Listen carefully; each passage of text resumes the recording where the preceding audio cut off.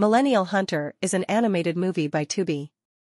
An action comedy that centers on a flawed hero with a thirst for righteous revenge against his enemies, Millennials. Genre: animation, comedy, action. Casts: Patti Harrison, Carmen Christopher, Chris Parnell, Sam Taggart, Rachel Pegram.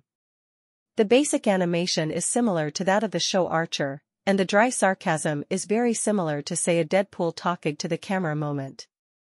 The movie story arc is as follows.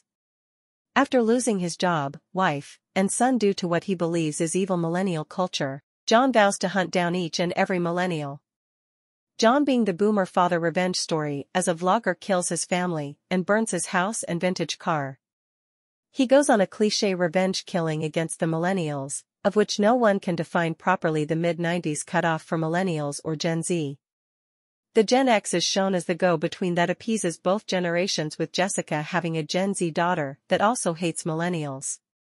The Gen X Jessica, who worked with Boomer John before his losses, her being a woman of color single mom, has the cliché of attempting to expose the truth about millennials being brainwashed by media and corporate culture. If you like endless clichés, jokes about boomers clashing with millennial work culture, music and use of language, then you might get a giggle or two.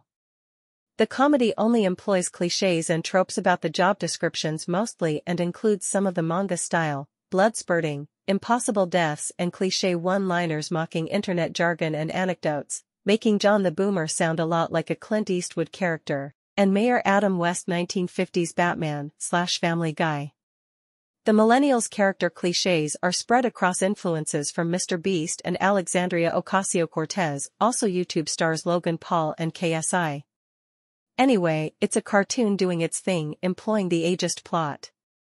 But yeah, the movie will kill an hour if you need light escapism.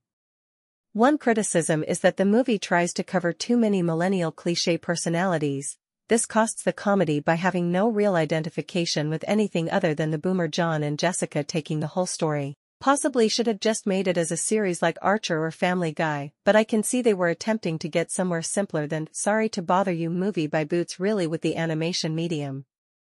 I give it 3 clichés out of 5.